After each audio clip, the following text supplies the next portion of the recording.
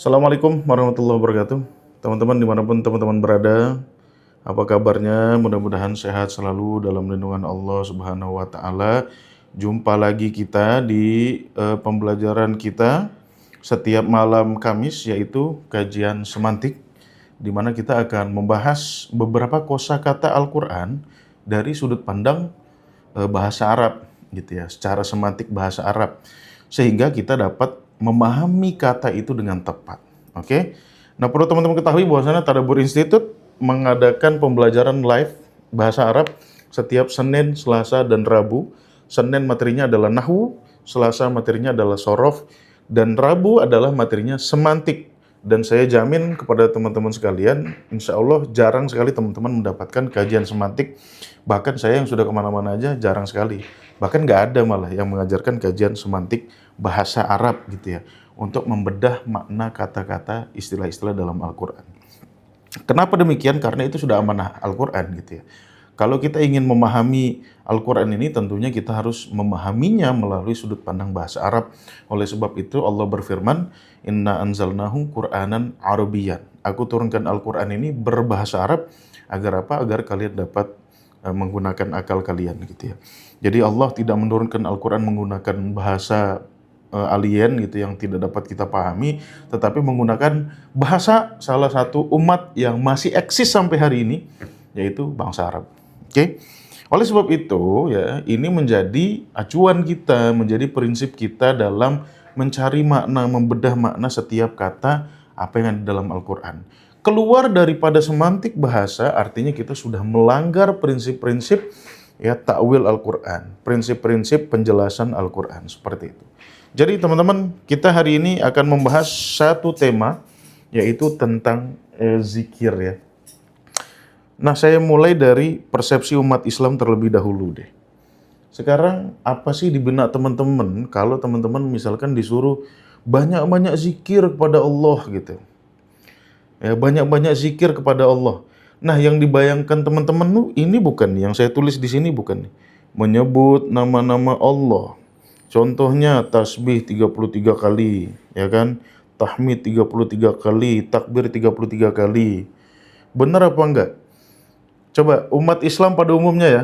Teman-teman TI tolong memposisikan diri dulu sebagai umat Islam pada umumnya gitu ya.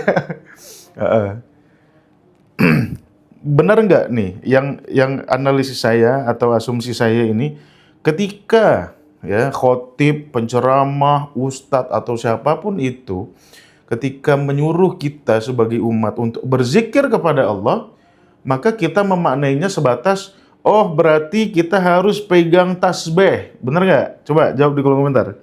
Benar nggak? Kita harus pegang tasbih. Bahkan sekarang tasbihnya udah macem-macem tuh. Ada yang tasbih digital, cetek gitu. Bener nggak teman-teman? Coba jawab di kolom komentar. Ya kan? Berarti kita harus banyak-banyak zikir, pakai tangan aja nih katanya. Banyak nyebut-nyebut nama Allah katanya. Subhanallah, ya kan? Yang paling keren tuh pakai tasbih itu. Biasanya ibu-ibu tuh kan banyak tuh pakai tasbih di jari. Tasbih jari. Cetik gitu ya teman-teman ya. Kalau tasbih mungkin udah jarang lah kita lihat, walaupun ada beberapa bapak-bapak gitu yang pakai tasbih. Tetapi ibu-ibu ya kan biasanya tuh teman-temannya buin pakai tasbih cetek gitu ya. Atau yang paling simpel kan pakai tangan kan ada 3 ruas gitu. Jadi kali 10 30, tinggal ulangi sekali lagi dapat 33 kali. Bener nggak teman-teman? Bener nggak teman-teman? Umumnya umat Islam kalau disuruh berzikir, dalam otaknya sebatas menyebutkan nama-nama Allah. Benar nggak teman-teman? Benar ya? Sehingga pemahaman umat Islam tentang zikir hanya sebatas ritualistik mantrawi. Benar ya? Benar ya teman-teman ya? Nah, oke, teman-teman yang konfirmasi ya.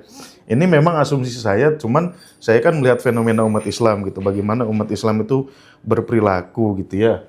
Oke, nah sekarang saya tanya pada teman-teman.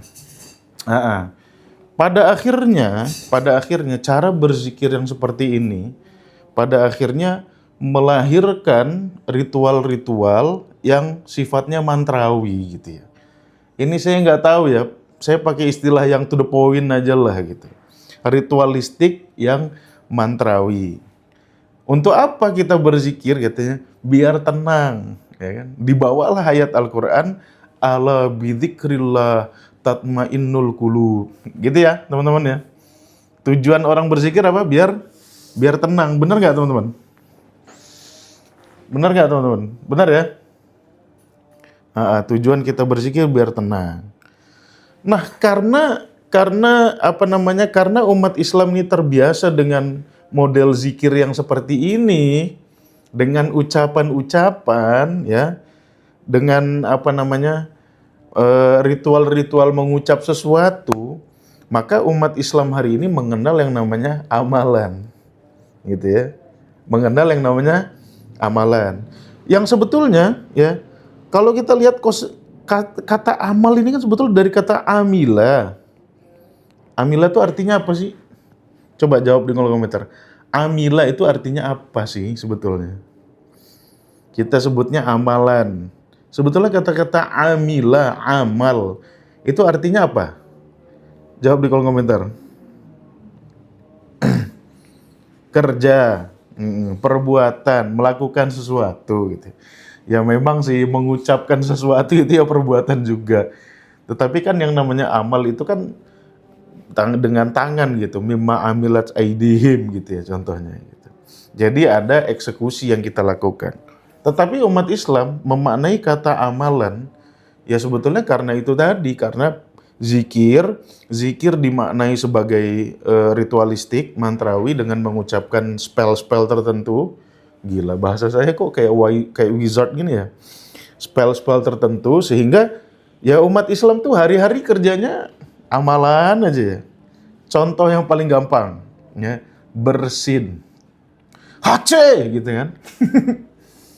Yang bersin harus mengucapkan alhamdulillah ya. Yang bersin harus mengucapkan alhamdulillah. Yang dengar harus mengucapkan yarhamukallah. Yang bersin membalas lagi yahdikumullah. Ya. Jadi banyak dan kalau teman-teman tahu ya kata-kata ini nih, alhamdulillah yarhamukallah yahdikumullah itu sebetulnya berasal dari kisahnya Adam gitu. Nanti besok pagi saya ceritain. Oke.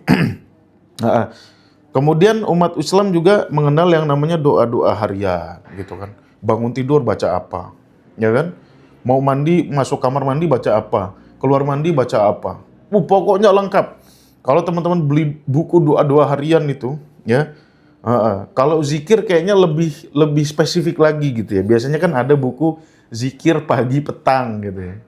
Nah, zikir pagi petang tuh biasanya kan Subhanallah adada khalqihi wa ridho nafsihi wa zinata arsyihi wa midada kalimatih gitu.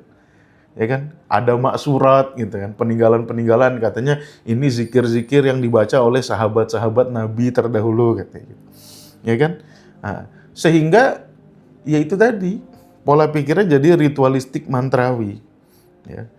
Nah, bereskalasi ya ritualistik mantrawi ini sehingga melahirkan zikir-zikir yang gak jelas gitu. Ya, spell-spell yang gak jelas, mantra-mantra yang gak jelas. Contohnya mantra pembuka rezeki. Ya kan? Ada. Ya, mantra pembuka rezeki. Apa yang harus kita baca? Baca maksurat pagi dan sore. Insya Allah rezekimu terbuka.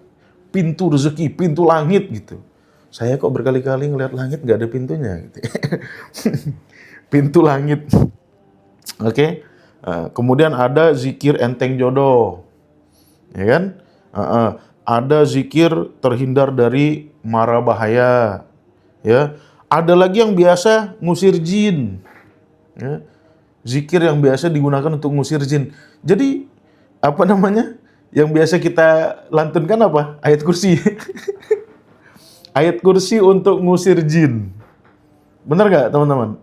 Ayo, siapa ngaku di sini, siapa yang masih pakai ayat kursi untuk ngusir jin? Ya. Itu menjadi spell gitu, menjadi amalan-amalan gitu. Zikir lunas hutang, ya ada juga macam-macam lah pokoknya. Zikir ngusir semut pakai zikir. Saya pernah lihat di TikTok itu. ngusir semut pakai zikir. Padahal gampang ngusir semut, pakai baygon selesai. Ya. Jadi, teman-teman ya, ini saya harus serbu maaf ya untuk melontarkan kata-kata ini. Umat Islam ini nggak ada bedanya sama masyarakat primitif. Sorry to say ya. Hanya saja atributnya berbeda. Kalau masyarakat primitif pakai mantra-mantra bel gombal gambel, prok prok prok jadi apa? Ya. Kalau umat Islam mantranya beda. Ya, mantranya apa? Oh, firman Tuhan jadi mantra. Ya kan?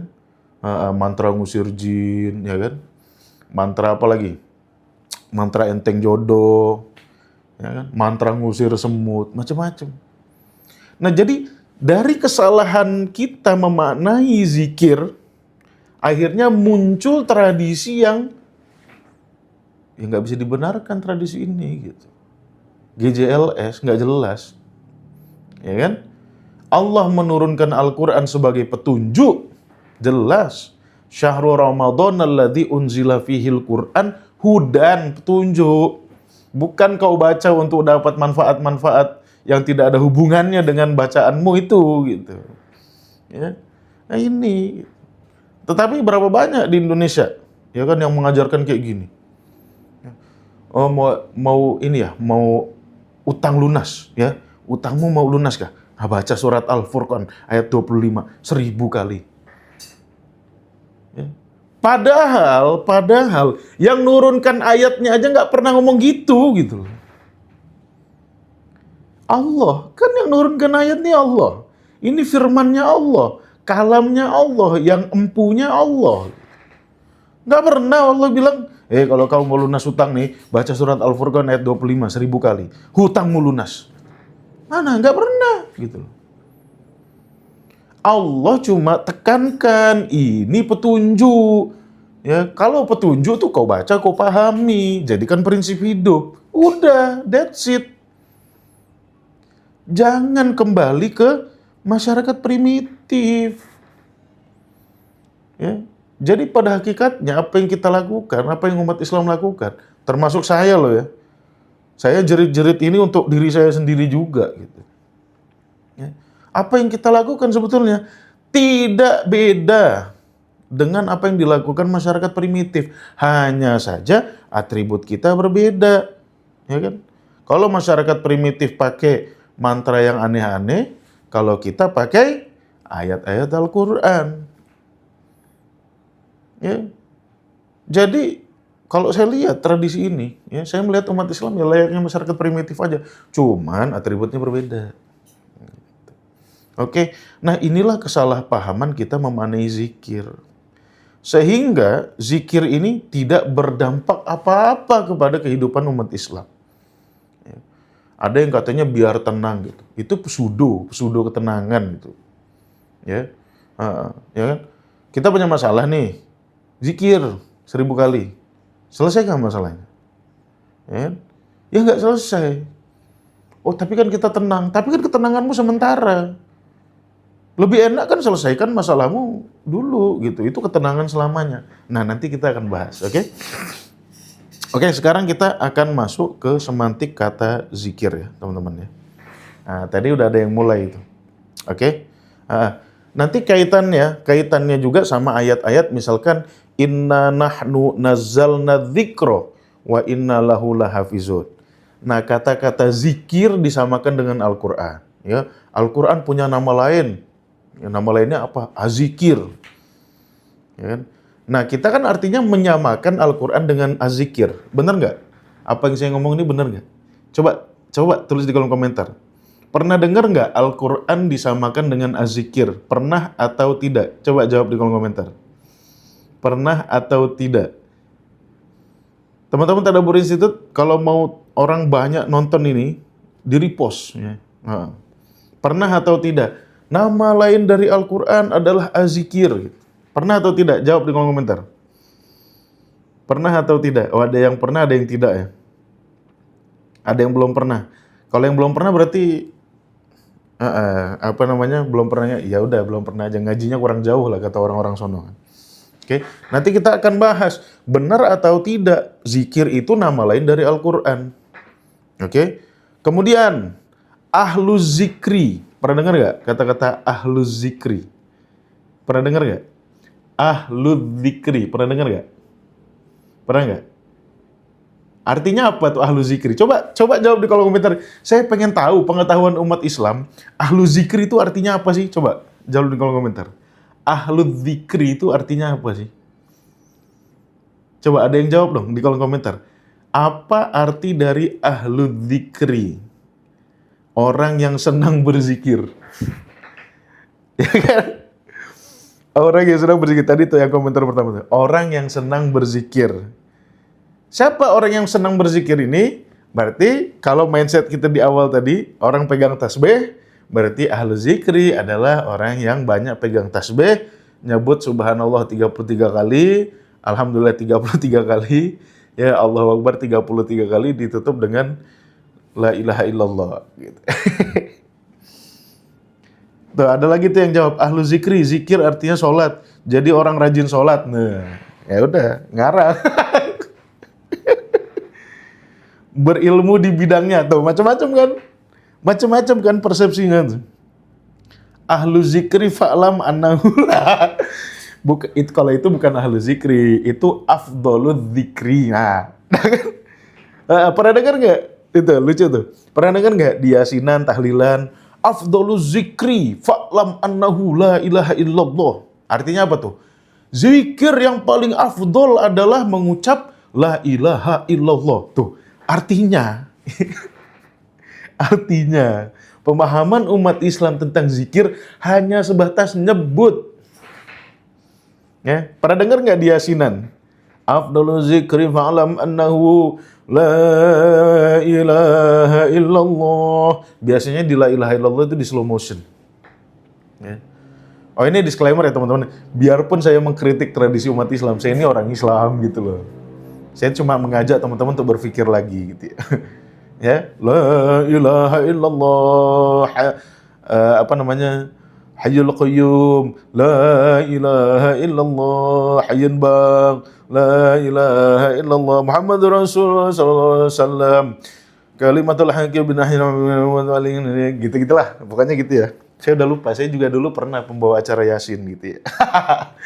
Oke. Nah, sekarang kita mempelajari semantik zikir ya. Sebetulnya apa sih makna kata zikir gitu ya? Kata-kata zikir itu teman-teman ya, berasal dari 3 huruf, vokal dasarnya itu dza, ka, ro. Oke, saya ngalangin screen gak ya? Saya agak nyamping deh. Ya, kata-kata zikir itu berasal dari vokal dasar dza, ka, ro, yang secara sederhana ya, makna dasarnya adalah mengingat. Ini makna dasarnya. Ya, atau dalam bahasa lain kita bisa katakan menyimpan ingatan dalam memori.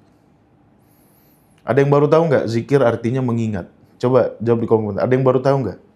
Zikir tuh artinya mengingat, bukan nyebut. Oke? Zikir tuh artinya mengingat. Ada yang baru tahu nggak? Alat laki-laki. Nah, pintar tuh. Oke? Beberapa kata derivatif kata zikir, ya, beberapa kata derivatifnya, ya, yang kita tahu pertama ada yang namanya dzikra. Jangan ke zakar dulu deh, ya, dzikra. Ya. Apa artinya dzikra? Ada yang tahu nggak? Dzikra artinya apa? Dzikra itu artinya perayaan peringatan, ya. Perayaan peringatan. Ya, dzikra itu artinya perayaan peringatan. Oke? Dzakaro juga bisa bermakna menyebutkan. Memang bisa gitu. Menyebutkan. Artinya ketika kita menyebutkan sesuatu, itu sudah ada dalam kepala kita. Tapi tidak selamanya kita menyebutkan sesuatu, otak kita sadar. Gitu loh. Nah, dzakaro ini pusat aktivitasnya di otak. gitu ya. Walaupun kita menyebutkan tapi ininya sadar. Oke, seperti itu. Nah, kemudian ada juga kata derivatifnya zakar. Zakarun. Apa makna zakarun? Zakarun itu artinya lelaki, ya lanang. Kenapa lanang diambil dari kata zakaro? Karena zaman dulu itu, ya, yang paling banyak disebut-sebut, dikenang, ya, yang paling banyak dikenang orang itu kebanyakan lelaki. Loh, diskriminatif gitu. Ya kan, anti feminim. Enggak. Ya memang gitu. Dulu Nabi itu kan paling banyak dikenal orang, paling banyak dikenang orang, diingat orang. Nabi laki-laki, gitu kan. Raja-raja, ya. Sampai sekarang kan kita tahu siapa raja yang pertama kali mendirikan Romawi. Siapa raja yang pernah menjadi pemimpin Persia. Kita tahu gitu. Siapa khalifah Turki Utsmani, siapa khalifah Abbasiyah, siapa Amirul Mukminin yang menggantikan posisi Nabi setelah Nabi wafat. Tahu kan kita? Dan kebanyakan tokoh-tokoh itu semuanya laki-laki gitu. Kalau perempuan ada tapi jarang. Makanya lelaki itu disebutnya zakar atau dalam bahasa Ibrani itu zahar gitu. Kenapa laki-laki menggunakan kata zakaro atau aslul maddah dari zakaro? Ya karena paling banyak dikenang orang, paling banyak diingat orang. Seperti itu. Oke? Nah, lawan dari kata zakaro adalah nasia. Ya. Apa makna nasia? Lupa. Salah satu contoh ayat ya yang menunjukkan makna dasar adalah surat Al-Baqarah ayat 40. Ya Bani Israil adzkuru. Wahai Bani Israel, ya, ingatlah nikmatku yang telah aku berikan kepadamu. Oke? Jadi makna sederhana itu nikmat, nikmat pula. Ya, makna sederhananya tuh apa? Ingat. Ya. Ingatlah, ya kan? Udzkuru menggunakan kata dzakaro gitu kan. Ingatlah nikmatku yang telah aku berikan kepadamu. Oke, ini penggunaan kata dzikir yang benar gitu ya. Yang maknanya adalah mengingat, ya. Beberapa kata derivatifnya tadi sudah kita bahas ya. Ada dzikro, peringatan, dzakaro menyebutkan, dzakar artinya lelaki gitu.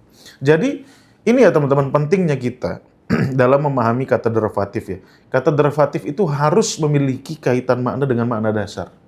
Kalau enggak batal kata derivatif itu. Kita memaknai sesuatu, ya. Contoh, kita memaknai takwa, ya. Takwa adalah imtisalul awamir, wajtinabun nawahi. Nah, ini coba dicek ada kaitan enggak sama makna dasar. Kalau enggak ada, salah tuh. Definisimu salah. Sehebat apapun kau, ya, setinggi apapun surbanmu, seputih apapun bajumu, sepanjang apapun jenggotmu, pasti salah. Karena ini kaidah semantik. Oke, jadi yang ingin saya tekan kepada teman-teman, keep in mind bahwasannya zikir itu selalu berkaitan dengan ingatan. Oke, keep in mind. Alright? Ya, itu makna dasarnya dan beberapa makna derivatifnya sudah saya tunjukkan juga di sini ya. Teman-teman kalau mau dapat screenshot ini nanti gimana caranya? Ini kan sebetulnya gampang aja nih, bisa di-share. Teman-teman Tadabbur Institute pasti saya share. Gitu. Yang belum masuk ya tunggu aja gitu. Screenshot manual ya teman-teman ya, yang belum masuk grup Tadabbur Institute screenshot manual.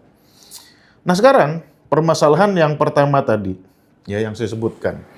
Oke, mekanisme zikir nanti di akhir kita jelaskan. Bagaimana sih sebetulnya Allah mengajarkan kita zikir itu seperti apa gitu. Oke. Nah sekarang isu yang pertama adalah kita atau beberapa ustadz, beberapa tokoh memaknai Al-Quran sama dengan az-zikir. Tadi saya tanya teman-teman, ada yang pernah dengar, ada yang nggak pernah dengar. Oke? Sehingga apa? Sehingga ketika umat Islam bertemu dengan ayat ini nih, surat Al-Hijr ayat 9, Inna nahnu nazzalna dzikra.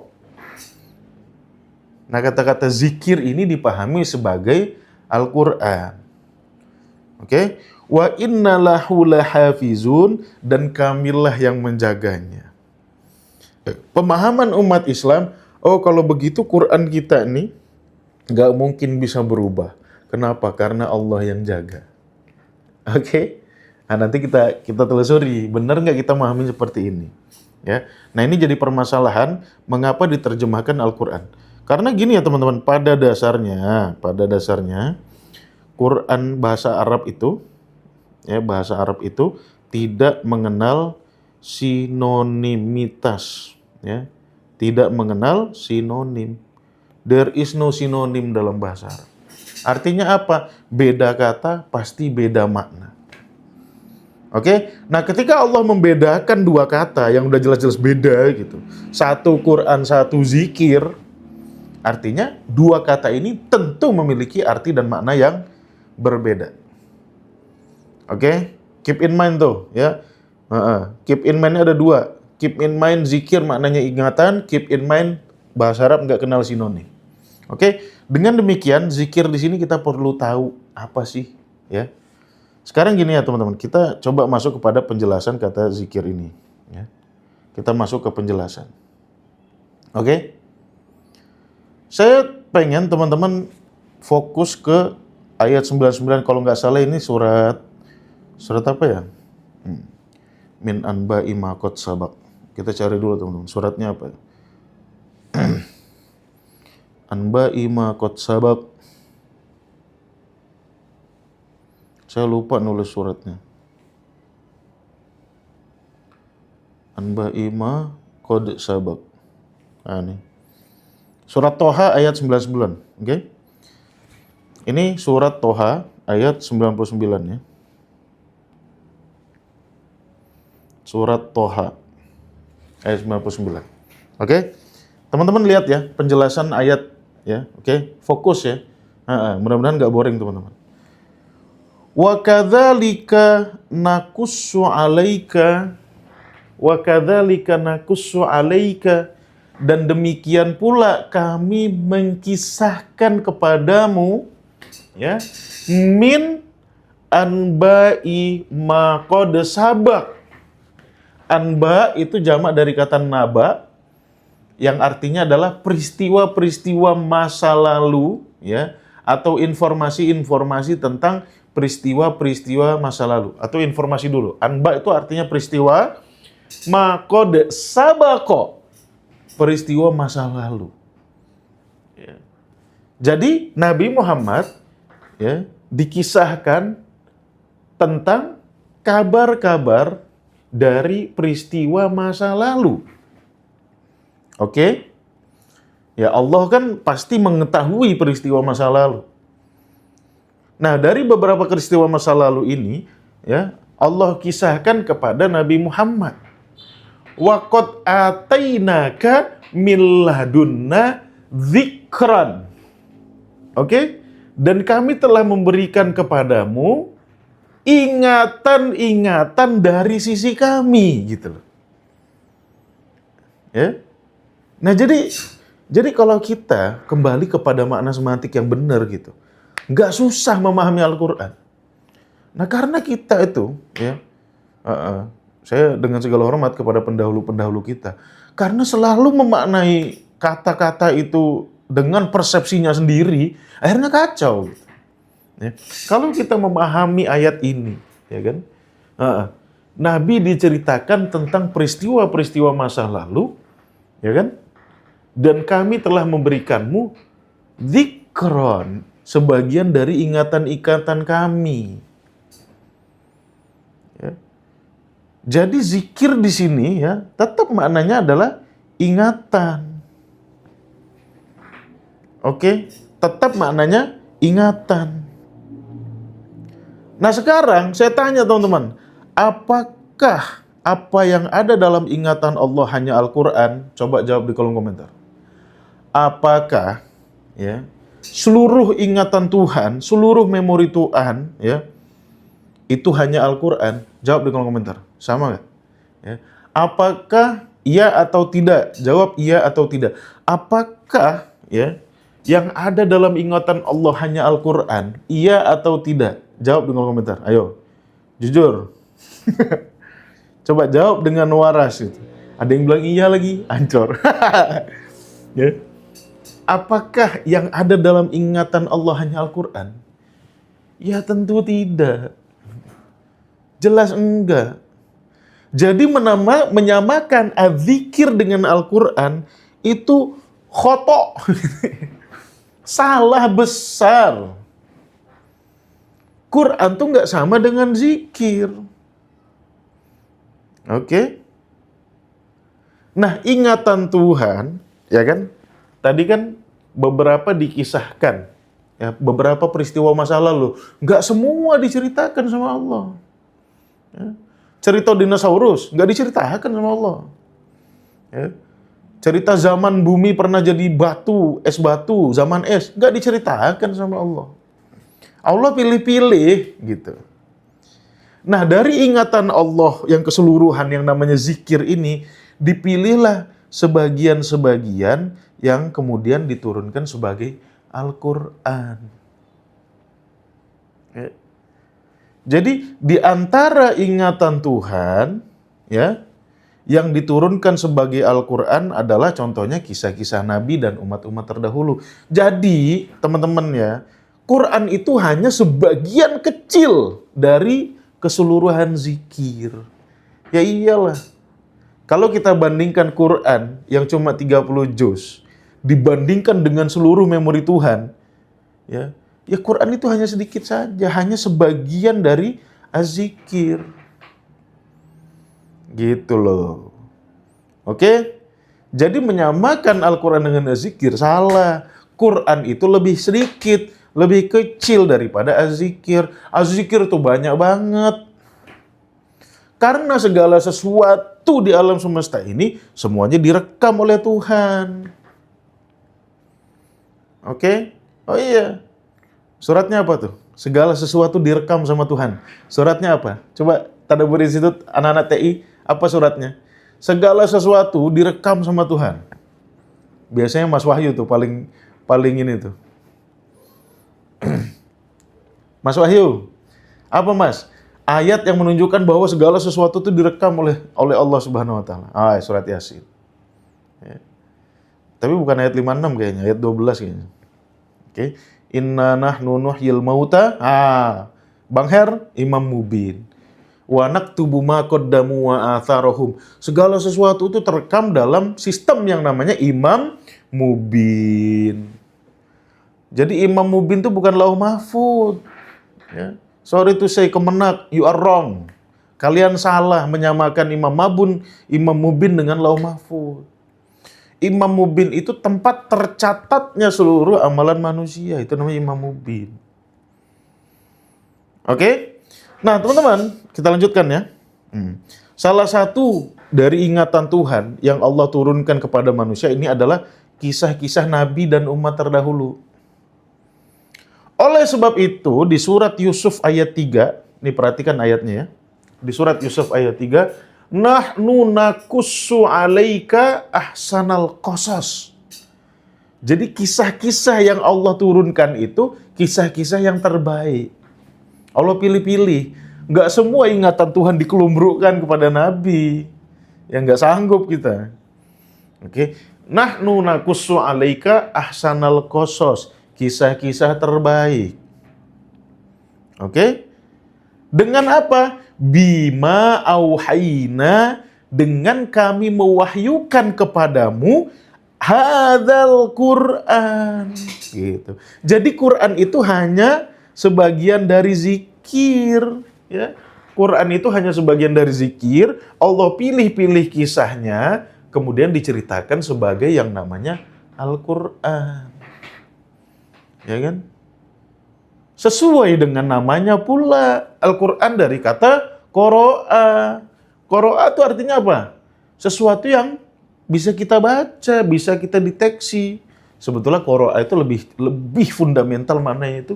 Sesuatu yang dideteksi. Makanya qoro'a itu tidak hanya pada tulisan.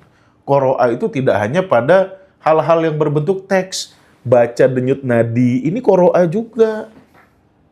Baca janin pakai USG itu qoro'a juga. ngebaca matahari, ngebaca komar ketika masuk bulan ya, ketika malam isbat, itu qiraah juga. Nah, kisah-kisah ini Allah turunkan sebagai Al-Quran. Sesuatu yang harus kita ketahui, harus kita deteksi. Untuk apa? Untuk jadi pelajaran. Oke? Oleh sebab itu, dalam surat Shad ayat 1, ini surat Shad ya. Oleh sebab itu, dalam surat Shad ayat 1, Allah mengatakan, Shad wal Quran zizzikir. Ya, artinya apa? Al-Quran ini mengandung ingatan. Mengandung ingatan, bukan keseluruhan ingatan. Gitu. Ya. Mengandung zi itu artinya pemilik. Ya. Wal Quran zi adzikir. Al-Quran ini mengandung ingatan. Ingatan tentang apa? Tentang kisah-kisah masa lalu, kisah-kisah terbaik. Oke? Ini teman-teman benar-benar ya, saya harap teman-teman mau merepost live saya, biar umat Islam tuh banyak tahu. Oke? Karena kajian saya ini, ya, saya sendiri, nggak pernah nemukan di mana-mana gitu. Oke? Sesistematis ini gitu ya. Alhamdulillah, berkat Allah bukan berkat saya. Gitu. Oke, jadi silakan teman-teman repost sebanyak-banyaknya. Oke, teman-teman TI repost live ini, biar umat Islam tuh tahu gitu. Jadi kalau gitu Al-Quran itu bukan 30 juz, bukan. Demi Allah bukan gitu.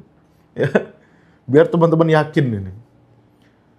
Yang disebut sebagai Al-Quran itu bukan mushaf 30 juz seluruhnya, bukan. Demi Allah bukan. Gitu. Kalau 30 juz itu Allah sebutnya apa? Alkitab. Nah kita, ya mungkin gengsi sama tetangga kita kalau mau menyebut wahyu itu sebagai Alkitab. Karena mereka nyebutnya sebagai Alkitab. Padahal penyebutan mereka udah benar Alkitab. Ya. Makanya di surat Ali Imran ayat 7 Allah mengatakan huwallazi anzala alaikal kitab, bukan Quran. Jadi Quran dan kitab beda dong. Iya beda gitu.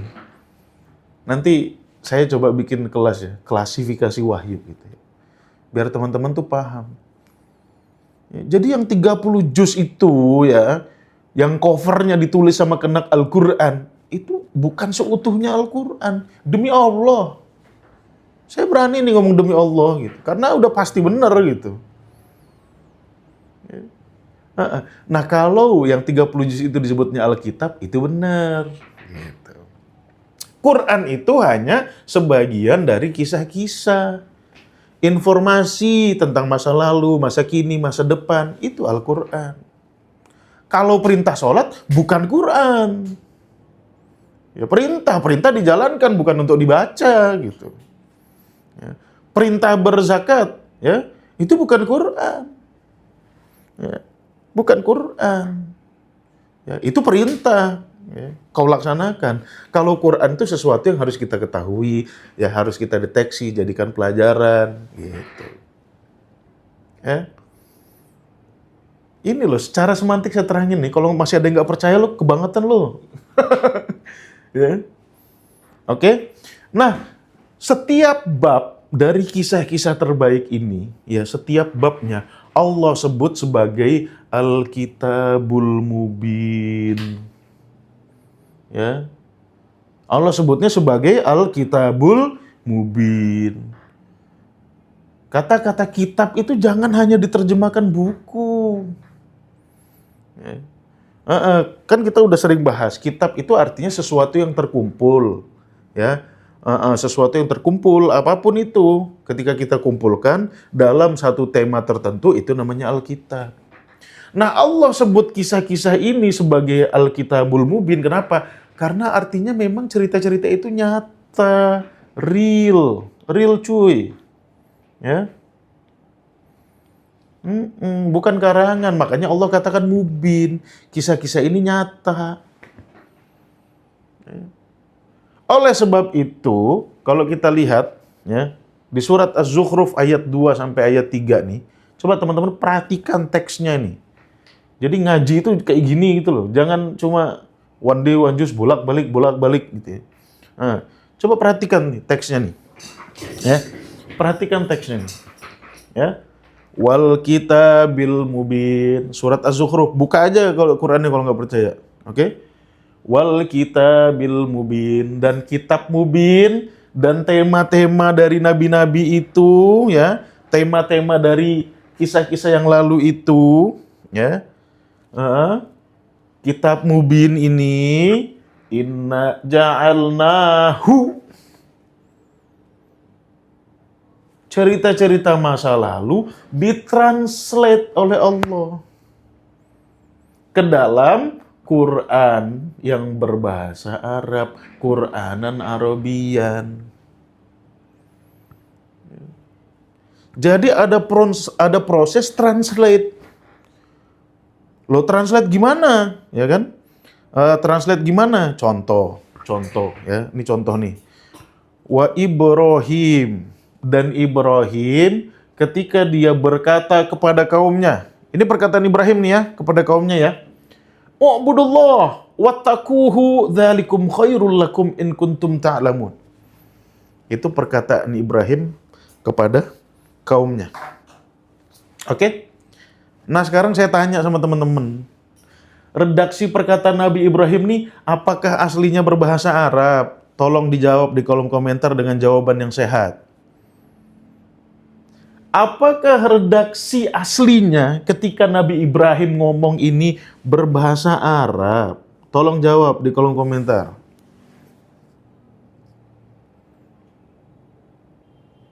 Enggak kan? Bukan kan? Iya, jelas bukan. Kenapa? Bahasa Arabnya belum ada. Kalau teman-teman pelajari sejarah bahasa Arab itu muncul dari keturunannya Ismail. Ya. Nabi Ibrahim tidak berbicara bahasa Arab. Ya. Jadi redaksi ubudullah wattaquhu la'allakum in kuntum ta'lamun itu ya, dari redaksi aslinya dilakukan proses ja'al, dijadikan ke dalam bahasa Arab sehingga lahirlah redaksi ini. Kemudian diwahyukan kepada Nabi Muhammad. Gitu. Makanya Allah sebut sebagai kisah-kisah ini dijadikan ja'alnahu, kami menjadikannya sebagai Quran yang berbahasa Arab. Contohnya tadi.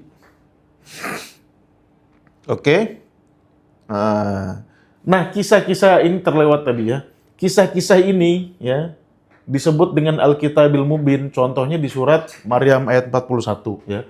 Wadhkur fil kitab ya, fil kitabil mubin ya, Ibrahim. Ingatlah Ibrahim dalam Alkitab yang aku terjemahkan ke dalam bahasa Arab. Gitu loh. Ini S1, S2 tafsir belum tentu ngerti kayak gini loh. Saya jamin. Nanti teman-teman, ini kan ada rekamannya. Coba share aja. Ahli-ahli tafsir S2, S3 boleh. Ya kan? Ini kajian semantik. Nggak ada yang keluar dari kaidah bahasa loh dari tadi kita nih. Ya. Wadhkur fil kitab. Ingatlah di dalam Alkitab. Kitab yang mana? Alkitab Al-Mubin. Ya, kisah-kisah yang nyata. Yang dijadikan ke dalam bahasa Arab. Innahu siddiqon nabiyya. Ya, seperti itu. Ya. Nah, kalau teman-teman balik ke ayat tadi itu yang di awal tadi ya. Nih, ya. Kalau kita balik ke sini nih. Coba lihat, perhatikan baik-baik. Nahnu naqussu 'alaika ahsanal qasas. Ya. Kami menceritakan kepadamu kisah-kisah terbaik dengan kami mewahyukan kepadamu Al-Qur'an. Wa in kunta min qablihi, yang mana kamu sebelumnya laminal ghafilin. Kalian itu lalai, nggak tahu kalian cerita itu. Ya. Jadi teman-teman,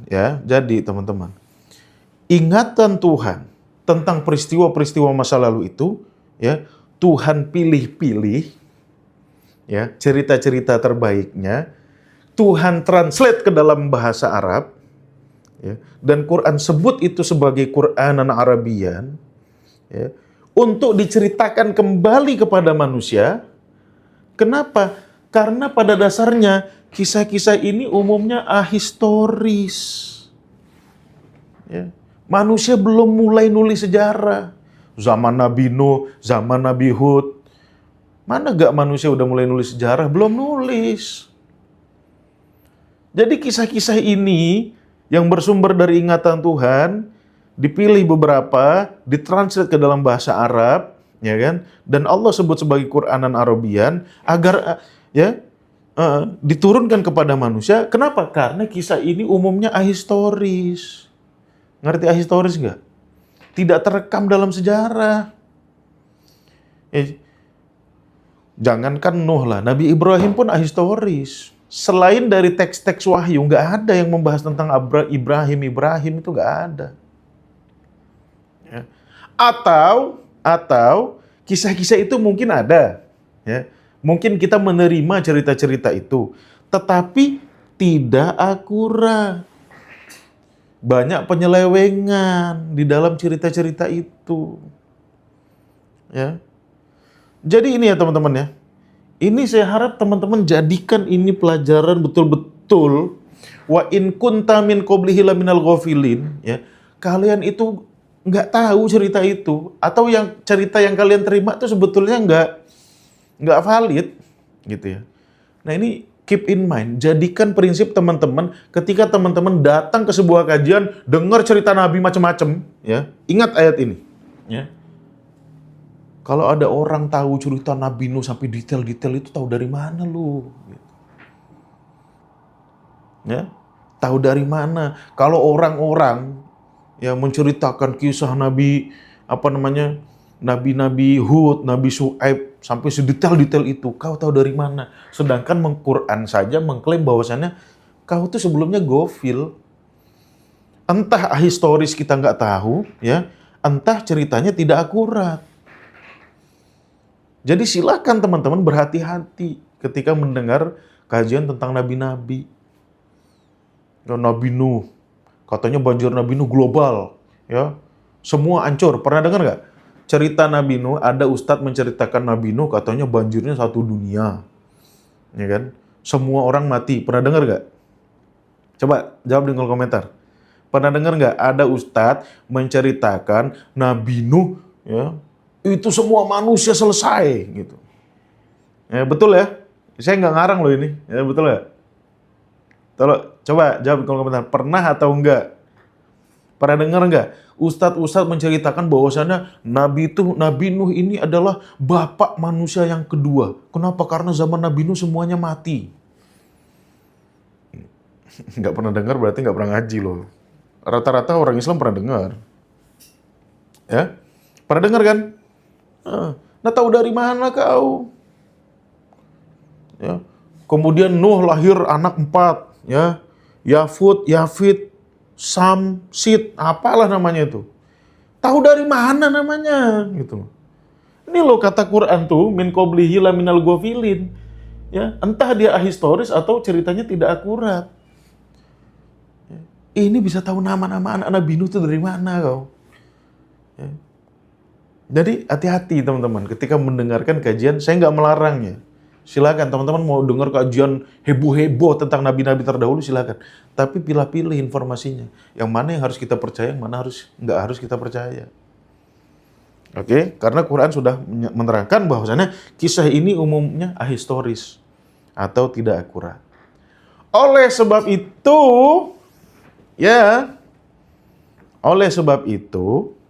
oke? Allah turunkan tadi, inna nahnu nazzalna dzikra. Kita balik ke awal. Ya. Sebagian dari ingatanku aku turunkan. Wa inna lahu lahafizun. Ya, menjaga di sini itu ya, artinya terjaga dalam memori Tuhan. Terjaga dalam tanda kutip lah ya, memori Tuhan. Bukan mushaf Al-Quran itu. Hifat menghafal. Kata hafaz kan kita terjemahkan ke dalam bahasa Indonesia menghafal. Jadi ini loh makna inna nahnu nazzalna dzikra itu. Kami menurunkan ingatan-ingatan kami, enggak semua. Dan ingatan-ingatan itu akan tetap terjaga dalam tanda kutip memori Tuhan. Ya. Diturunkan kepada manusia ya karena umumnya kisah-kisah itu ahistoris atau ceritanya tidak akurat ya.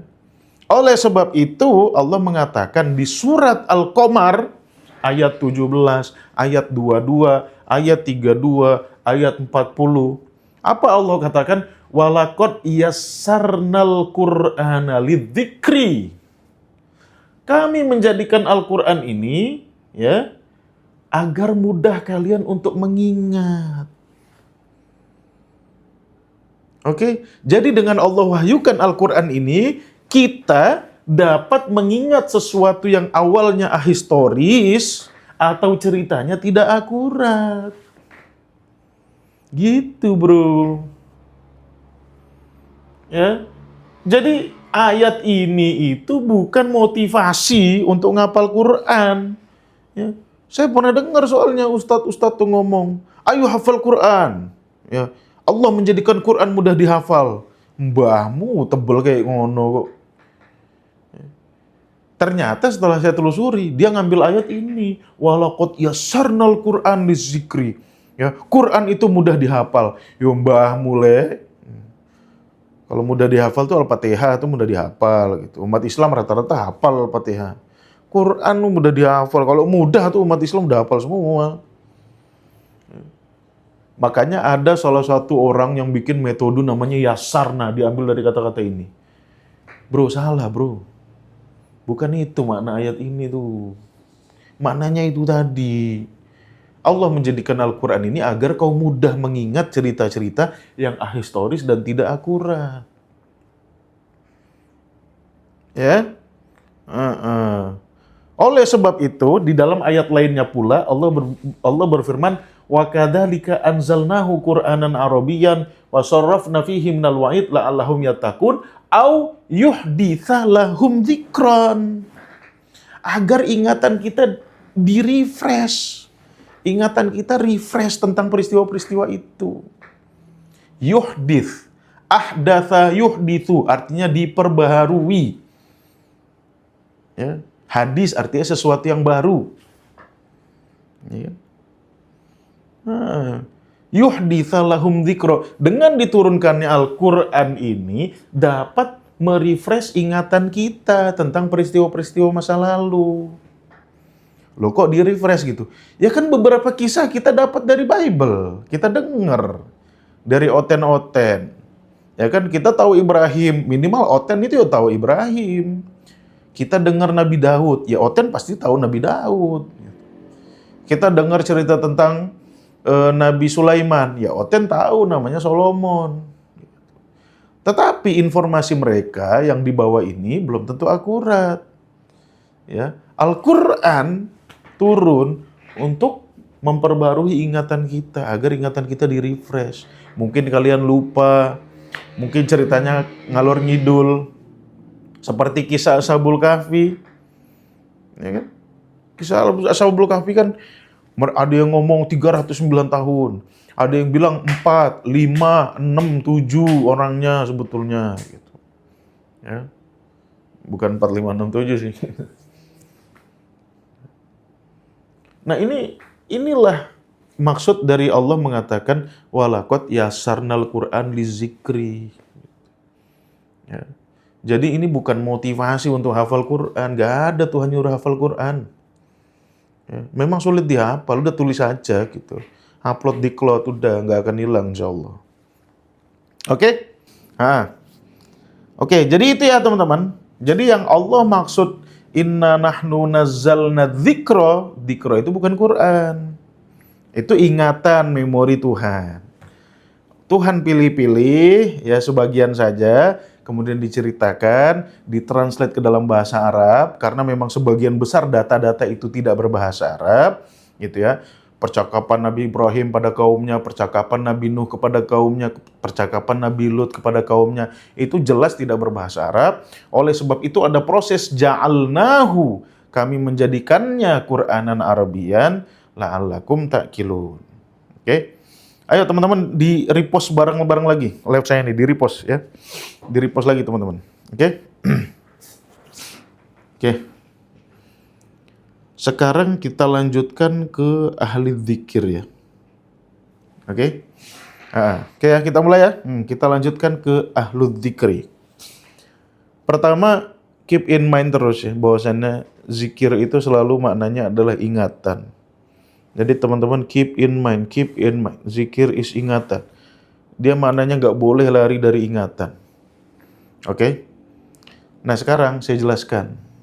Kata ahlu zikri itu kan tersusun dari dua kata. Ya. Yang pertama ahlun, yang artinya adalah pemilik atau yang punya. Oke? Az-zikir artinya adalah ingatan.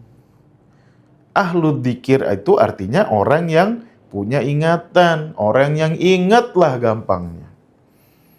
Bukan orang yang bawa tasbih. Oke? Nah sekarang kita letakkan kata-kata ini dalam konteks. Karena redaksi ini kita temukan dalam ayat. Ya. Cuma 2 ayat dalam Al-Quran ya, yang memuat kata-kata ini. Pertama ada di surat An-Nahl ayat 43. Dan yang kedua ada di surat Al-Anbiya ayat 7. Coba perhatikan nih. Ya. Cuma 2. Di Quran, kata-kata ahlu zikir itu cuma 2. Ya. Ingat ya, makna dasarnya tadi ya. Pemilik ingatan, orang yang ingat. Oke? Tapi ahlu zikir ini orang yang ingat dalam konteks apa? Oke, kita letakkan dalam ayat. Atau kita telusuri di mana ayat tempat redaksi itu berasal. Pertama di surat An-Nahl ayat 43. Perhatikan nih redaksinya nih, saya nggak ngarang loh ya. Wa ma arsalna min qablika, dan tidaklah dan adapun orang-orang yang kami utus sebelummu Muhammad, illa rijalan nuhi ilaihim, hanyalah lelaki-lelaki yang kami berikan wahyu. Oke? Jadi lagi ngomongin apa nih? Lagi ngomongin nabi-nabi sebelum Nabi Muhammad. Ya. Ini lagi ngomongin apa? Ngomongin nabi-nabi sebelum Nabi Muhammad. Oke? Ya, siapa aja nabi sebelum Nabi Muhammad? Ya semua nabi itu sebelum Nabi Muhammad, kecuali Nabi Muhammad. Karena Nabi Muhammad itu nabi terakhir.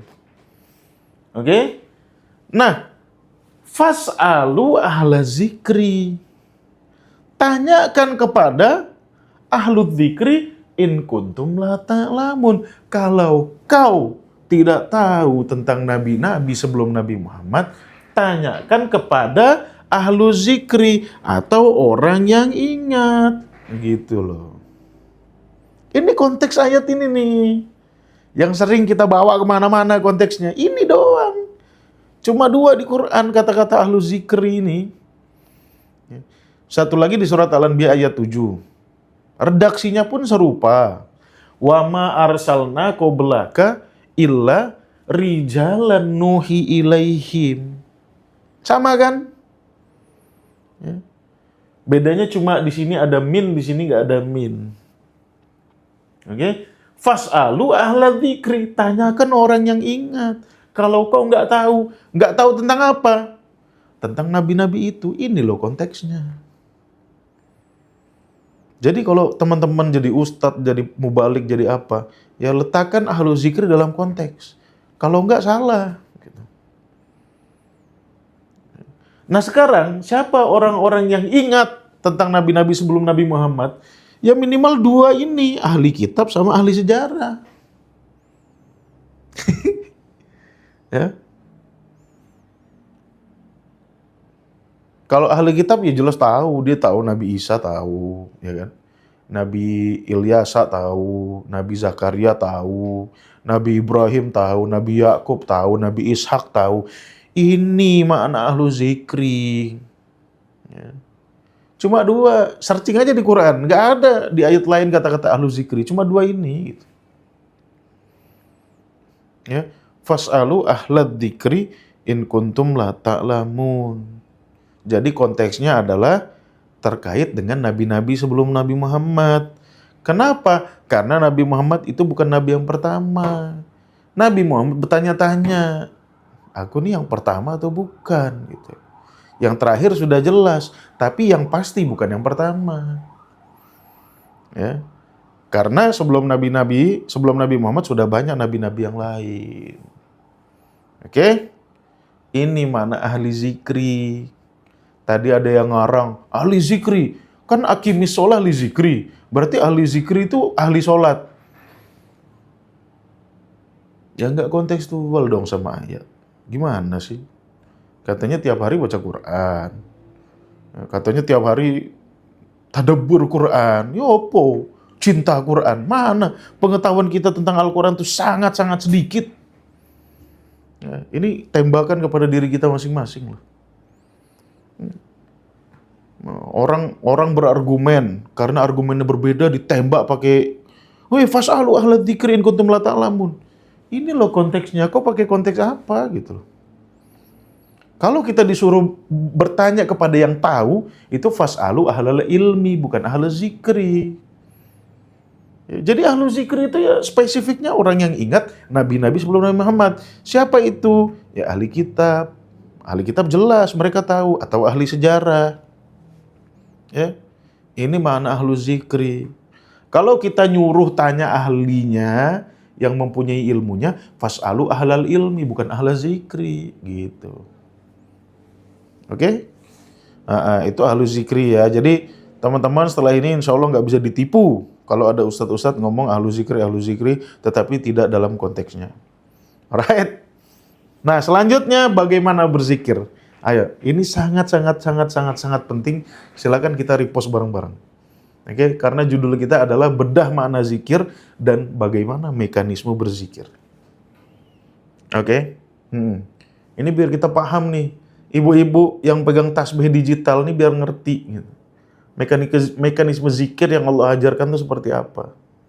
Oke, saya tutupin dulu ayatnya. Ayo teman-teman, di repost bareng-bareng ya, repost bareng-bareng. Ini biar umat Islam tuh zikirnya nggak sia-sia. Oke, biar umat Islam tuh zikirnya nggak sia-sia.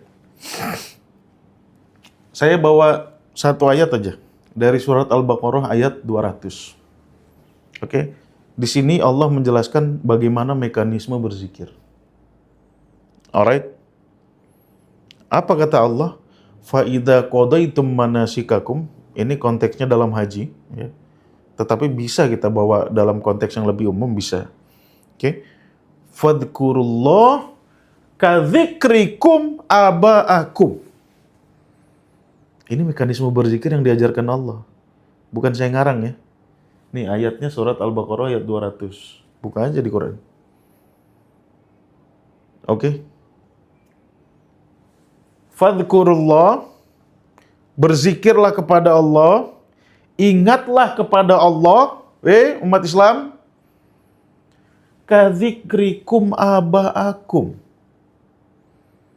Sebagaimana kalian mengingat nenek moyangmu, bapak-bapakmu, orang tuamu. Ya. Au asyadda dzikron, atau lebih dari itu. Oke? Ini mekanisme zikir yang Allah ajarkan nih. Bukan saya ngarang nih ya. Tapi umat Islam tuh kadang-kadang dikasih tahu Quran, belok lagi. Tapi kan, ini loh Quran gitu loh. Dengerin kata Quran kenapa? Gitu. Tapi kan nggak ada salahnya kita nyebut-nyebut. Oke, sekarang saya tanya. Bagaimana kita mengingat nenek moyang kita? Ayo. Jawab jujur dengan akal sehat. Saya tanya nih. Jawab jujur dengan akal sehat.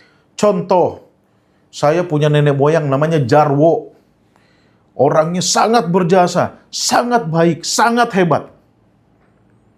Apakah maksud Tuhan saya mengatakan jarwo berjasa 30 kali? Jarwo berjasa, jarwo berjasa, jarwo berjasa, jarwo berjasa, jarwo berjasa, jarwo berjasa, jarwo berjasa, jarwo berjasa, jarwo berjasa 33 kali.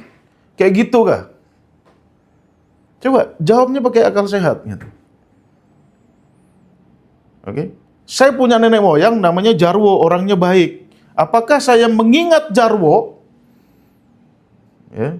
Pak Jarwo, bukan Jarwo kuat. Ini contoh aja.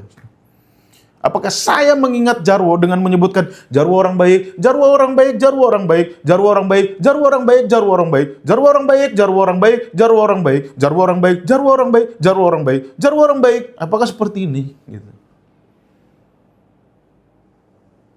Ya. Coba jawab pakai akal sehat mau umat Islam. Gitu. Ya. Atau Jarwo orang hebat. Ya. Jarwo orang hebat, Jarwo orang hebat, Jarwo orang hebat 1000 kali. Apakah begini cara kita mengingat nenek moyang kita? Ya kan? Jadi gimana teman-teman? Zikir yang kita lakukan selama ini tuh sudah Qur'ani atau belum? Ini Tuhan ngajarkan ya, fazkurullah kazikrikum aba'akum. Sebagaimana kalian mengingat nenek moyangmu. Nah sekarang bagaimana mekanismenya? Kayak gini kah? Saya punya Jarwo, nenek moyang saya itu keturunan Majapahit, namanya Jarwo gitu ya. Dia orang baik. Ya kan? Ya udah saya berzikir aja. Jarwo berjasa, Jarwo berjasa, Jarwo berjasa 33 kali. Jarwo orang baik, Jarwo orang baik, Jarwo orang baik 33 kali. Jarwo orang hebat, Jarwo orang hebat, Jarwo orang hebat 33 kali. Jadi ngetawain diri sendiri masa lalu. Saya jujur saya bukan malah ketawa gitu. Saya pengen kembali ke masa lalu tak tampol diri saya yang dulu. Kalau goblok amat sih gitu. Ini loh mekanisme zikir yang Allah ajarkan. Jadi bagaimana kita mengenang nenek moyang kita? Nah ini kan sudah diajarkan juga sama Allah. Di ayat lainnya surat Al-Baqarah 234 atau 39 nggak tahu 239 kayaknya. Ya, fadhkurullah kama 'allamakum ma lam takunu ta'lamun. Artinya apa? Ingatlah Allah, berzikirlah kepada Allah sebagaimana Allah mengajarkanmu apa-apa yang belum engkau pernah ketahui.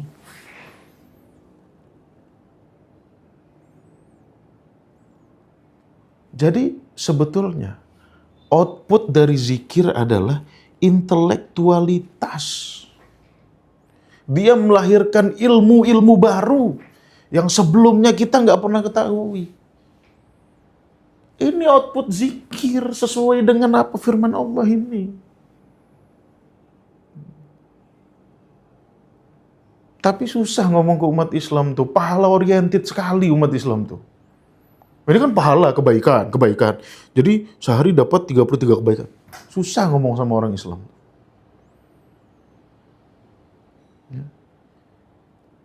Ini loh. Fadhkurullah kama 'allamakum. Sebagaimana Allah mengajarkanmu apa yang belum kamu ketahui. Dulu kita nggak tahu bulan bintang. Allah kasih tahu. Dulu kita nggak tahu mekanisme hujan. Allah kasih tahu mekanisme hujan di Quran. Dulu kita nggak tahu evolusi. Sebetulnya Allah kasih tahu di Quran tuh evolusi. Tapi malah umat Islam tuh melek walang. Yang nemukan evolusi malah si Darwin. Umat Islam kemana? Melek walang. Di Quran udah ada. Tapi melek walang. Kenapa? Karena baca Quran cuma one day one juice. Maraton. Al-Baqarah An-Nas. Fungsi petunjuknya nggak ada, hilang. Quran ngajarin evolusi demi Allah. Quran menjelaskan evolusi demi Allah. Demi Allah nih saya bilang. Kalian yang anti-anti evolusi itu kalian bertentangan sama Al-Quran. Jadi harusnya zikir itu, cara kita mengingat Allah itu, ya, menghasilkan output intelektualitas. Dengan intelektualitas kita, kita dapat mendatangkan maslahat bagi manusia. Makanya Nabi ngomong, khairun nas anfa'uhum linnas. Sebaik-baik manusia itu yang bermanfaat bagi manusia. Tapi konsep bermanfaat universal umat Islam tuh ngaco gitu. Umat Islam tuh tidak pernah berpikir kepada teknologi-teknologi yang bisa mendatangkan maslahat manusia. Betapa berjasanya Thomas Alva Edison itu. Kalau Thomas mungkin oke lah, teman-teman ada yang menghujat saya. Saya kasih tahu ya. Satu ilmuwan Islam, Muslim, namanya Ibnu Al-Haytham. Dia menemukan lensa. Ya. Jadi kalau mau ngomongin manfaat, cari yang universal. Lensa yang ditemukan sama Ibnu Al-Haytham, sampai sekarang saya pakai nih. Nih lensa. Oke. Sampai sekarang saya pakai untuk live ini. Teman-teman bisa ngelihat nih karena ada lensa. Oke. Itulah orang yang berzikir kepada Allah, Ibnu Al-Haytham. Melahirkan ilmu-ilmu yang baru yang belum malam takunu ta'lamun. Ini output zikir. Kita dapat menghasilkan inovasi-inovasi yang belum pernah ditemukan oleh manusia. Ini kalau zikir kita benar gitu loh. Ya, selama ini zikir kita apa? Oh, pahala, ketenangan. Oh, apa? Ketenanganmu itu pseudo, palsu. Tetapi kalau kita ikut alur Al-Quran tadi, ya, bagaimana kita berzikir? Ingatlah bagaimana jasa-jasa Allah dalam hidup kita. Ya, sehingga apa? Sehingga kita mengembangkannya. Kama 'allamakum ma lam takunu ta'lamun. Sehingga kita bisa menciptakan teknologi-teknologi, inovasi-inovasi untuk apa? Untuk kemaslahatan manusia. Betapa berjasanya Ibnu Al-Haytham yang menciptakan lensa. Betapa berjasanya Al-Khwarizmi. Ya. Kalau nggak ada Al-Khwarizmi itu, Mark Zuckerberg nggak bisa bikin Facebook. Gitu. Jadi apa yang diletakkan oleh Al-Khwarizmi itu milestone. Itulah cara berzikir yang Qur'ani. Ya. Jadi kalau mau berzikir tuh jangan pseudo, jangan kayak gini nih, ya. Jarwo berjasa, jarwo berjasa, jarwo berjasa, jarwo berjasa, jarwo berjasa. Nggak kayak gitu, bro. Ya. Kalau kita mau ikut cara-cara Al-Quran. Nah, dengan adanya output intelektualitas, kemudian lahir teknologi-teknologi untuk maslahat manusia, hidup kita jadi tenang. Orang yang hidup hari ini tuh tenang. Kenapa? Ya, ya kemudahan banyak sekali. Hawa panas, tetet, AC nyala. Pengen ketemu jarak jauh, ya, tinggal beli HP, video call, ketemu kita jarak jauh. Jarak ratusan kilo, ribuan kilometer, bisa ketemu hitungan detik. Ya. Kita mau nyebrang pulau, ya, dulu harus pakai perahu, sekarang pakai pesawat, hitungan jam. Ini baru kita dapat ketenangan. Setelah masalah-masalah kemanusiaan selesai, baru kita dapat ketenangan. Makanya Allah juga berfirman, ala bizikrillahi tatmainnul qulub. Memang tenang pada akhirnya, tapi mekanisme tenangnya bukan dengan kau ngucap jarwo berjasa 33 kali, dengan itu kita tenang. Itu pseudo, palsu. Ya. Tetapi kalau kita menyelesaikan masalah-masalah kemanusiaan, sehingga kita bisa mendapatkan maslahat kemanusiaan, barulah lahir namanya ketenangan. Tatmainnul qulub. Wa antumul a'launa in kuntum mu'minin. Kalau kalian percaya, kalian di atas. Tapi umat Islam hari ini jadi apa? Yang gak jadi apa-apa. Gitu-gitu aja hidupnya. Ini, oke. Jadi, ya, skema zikirnya itu, ya, Bukan asal nyebut kita jadi tenang, ini pseudo, palsu ketenanganmu. Zikir yang benar melahirkan output intelektualitas, otakmu makin pinter, makin mampu berpikir, makin logis, makin inovatif, makin beradab jadi manusia gitu. Sehingga melahirkan ketenangan. Ini mekanisme zikir yang Allah ajarkan kepada kita. Ya teman-teman yang sedang menyimak kajian saya, ngikutin betul-betul, mencatat betul-betul, mempertimbangkan betul-betul, merenungi betul-betul apa yang saya sampaikan tentang Al-Quran ini, ya teman-teman sudah termasuk berzikir dengan cara yang benar. Karena teman-teman dapat output intelektual, dapat pengetahuan baru, dapat kosakata baru tentang bahasa Arab dari kosakata-kosakata yang saya terangkan tadi. Jadi teman-teman 210 orang ini sedang berzikir. Ya, sehingga melahirkan output intelektualitas. Sorry to say ya, orang-orang yang di masjid duduk tasbih gini, dapat apa gitu? Dapat apa kalian? Oh tenang, hati enak gitu. Itu sudo. Masalahmu nggak selesai. Ya, inilah mekanisme zikir yang Allah ajarkan. Alright? Jadi terserah kepada umat Islam. Masih mau zikir gayanya Jarwo tadi, ya. Jarwo berjasa, Jarwo berjasa, Jarwo berjasa 33 kali. Jarwo orang baik, Jarwo orang baik, Jarwo orang baik 33 kali. Jarwo orang hebat, Jarwo orang hebat, Jarwo orang hebat 33 kali. Atau ikut cara Allah berzikirnya. Ya, ingatlah Allah, ya, sebagaimana engkau mengingat nenek moyangmu. Gimana kita ngeliat nenek moyangnya? Apakah dengan nyebut namanya saja? Atau dengan nyebut ucapan-ucapan yang memujinya? Atau menghargai jasa-jasanya? Menjadikan apa yang mereka berikan sebagai batu loncatan kita untuk lebih maju ke depannya. Lebih beradab, lebih hebat. Ya, ya, berzikirlah kepada Allah sebagaimana Allah mengajarkan kamu apa yang belum kamu ketahui. Nah, itu terserah teman-teman. Terserah umat Islam. Mau pilih gaya zikir yang mana, ya. Tetapi yang versi Al-Quran ini, dan ini saya nggak ngarang nih. Makanya saya cenderung pakai slide. Kemarin pakai whiteboard lama banget nulisnya. Nah, pakai slide enak. Oke?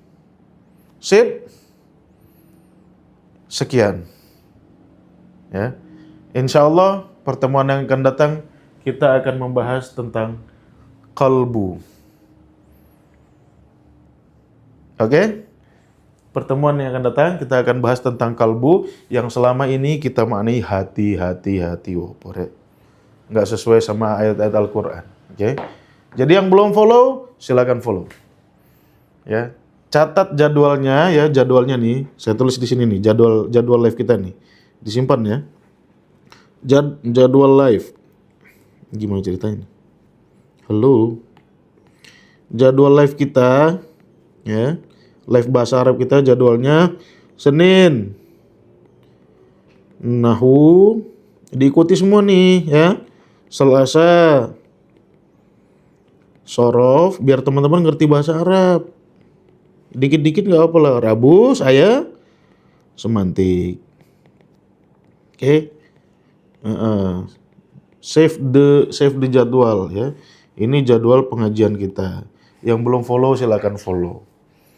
Jadi saya mengajarkan kepada teman-teman bahasa Arab yang sistematis, terstruktur, ada grupnya, ada grup belajarnya, ada rekamannya. Ya, biar apa? Biar teman-teman ya punya bekal untuk sedikit-sedikit bisa memahami Al-Quran. Tidak cuma dengar dari kajian-kajian yang notabene belum tentu benar. Seperti itu. Oke. Itu aja teman-teman pembahasan kita tentang zikir pada malam hari ini. Sekali lagi, la ikraha fiddin, tidak ada unsur paksaan bagi saya atau pada teman-teman untuk mempercayai apa yang saya ucapkan. Kalau teman-teman ya mau beritikat baik ya silakan berpikir ulang karena apa yang saya sampaikan ini murni ayat-ayat Al-Qur'an, bukan saya ngarang sendiri gitu. Saya hanya menyusun, kan dari tadi itu saya cuma menyusun. Oke, seperti itu. Ya, tidak ada paksaan, mau percaya silakan, nggak percaya ya udah. Tugas kami hanya menyampaikan. Seperti itu ya. Besok pagi insya Allah live di akun saya, di akun Guru Mulia. Ada di bio Tadabbur Institute, follow juga akun Guru Mulia ya. Insya Allah besok pagi kita akan membahas tentang benturan antara sains dan akidah. Kemarin kan kejeda tuh, 1 minggu tentang Isra Mi'raj. Nah besok kita akan kembali tentang benturan sains dan akidah. Itu aja teman-teman. Mohon maaf kalau ada saya salah-salah kata. Mohon maaf kalau ada salah-salah saya menjerit-jerit tadi gitu ya. Ya emosional aja. Wabillahi taufiq wal hidayah. Assalamualaikum warahmatullahi wabarakatuh.